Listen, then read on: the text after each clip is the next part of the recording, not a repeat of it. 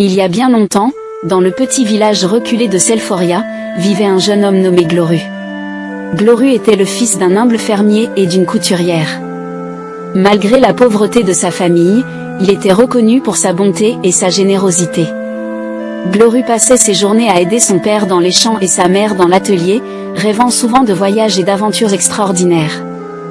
Un jour, alors qu'il labourait le champ, Gloru trouva une vieille pièce en or, enterrée sous la terre. Intrigué, il décida de la montrer à son père. Celui-ci, sage et pragmatique, lui conseilla de garder cette pièce précieusement, car elle pourrait un jour lui être utile. Gloru, cependant, voyait en cette découverte un signe du destin. Il commença à croire qu'il était destiné à accomplir de grandes choses. Quelques années passèrent et Gloru, désormais adulte, continua de travailler durement. Un soir, alors qu'il revenait de la ville voisine où il avait vendu des produits de la ferme, il croisa une caravane de marchands. Parmi eux, une vieille femme mystérieuse semblait le fixer intensément.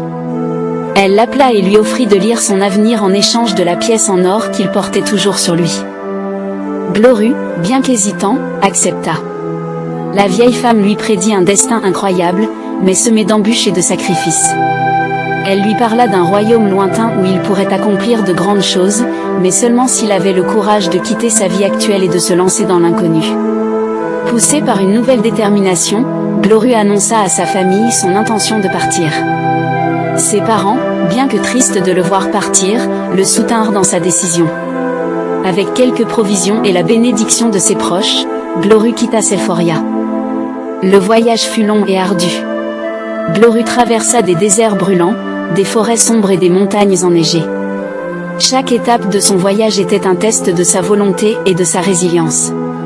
Il rencontra des personnes qui tentèrent de le dissuader, des bandits qui le dépouillèrent de ses biens et des animaux sauvages qui mirent sa vie en danger.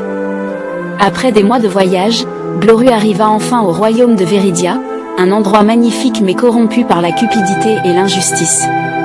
Le roi, un tyran cruel, opprimait son peuple et ne se souciait que de ses richesses. Gloru, témoin des souffrances des habitants, décida de prendre les choses en main. Il rejoignit un groupe de rebelles qui luttaient en secret contre le roi.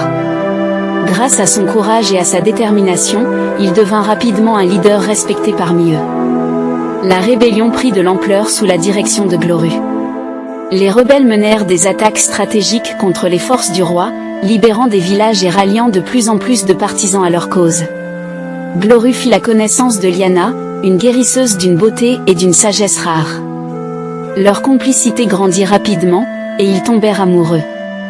Cependant, la lutte était loin d'être gagnée. Le roi, furieux de voir son pouvoir contesté, intensifia sa répression.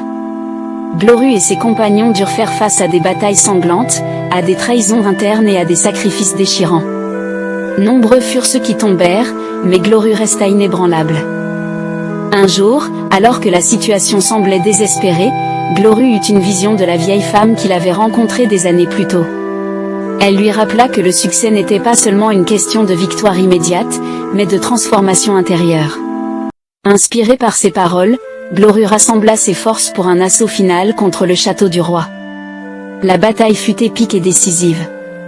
Gloru, avec une bravoure sans égale, mena ses troupes à la victoire. Le roi fut vaincu, et Veridia fut libérée de la tyrannie. Mais la victoire eut un coût énorme. Gloru perdit de nombreux amis, et lui-même fut grièvement blessé. Après la chute du roi, Gloru fut acclamé comme un héros. Le peuple de Veridia lui demanda de devenir leur nouveau leader. Cependant, Gloru, fidèle à ses valeurs, refusa le pouvoir. Il préférait voir Veridia dirigée par un conseil de sages et de représentants du peuple. Gloru épousa Liana et s'installa dans une petite maison à la périphérie de la capitale. Ils vécurent simplement, dédiant leur temps à aider les autres et à reconstruire le royaume. Gloru devint une légende vivante, un symbole de courage et de résilience. Des années plus tard, alors qu'il contemplait le royaume prospère de Veridia, Gloru comprit enfin la leçon de la vieille femme. Le succès qu'il avait atteint n'était pas seulement dans la libération de Veridia, mais dans la personne qu'il était devenu. Par ses actions, son intégrité et son amour, il avait attiré le succès et l'avait partagé avec ceux qui l'entouraient. Les enfants de Viridia grandirent en écoutant l'histoire de Gloru, apprenant que le véritable succès réside dans ce que l'on devient, et non seulement dans ce que l'on accomplit. Gloru, lui, vécut le reste de ses jours en paix, entouré de l'amour de sa famille et du respect de son peuple. Et ainsi, le nom de Gloru resta gravé dans l'histoire comme celui d'un homme qui, par sa transformation intérieure, attira un succès durable et inspira des générations à venir.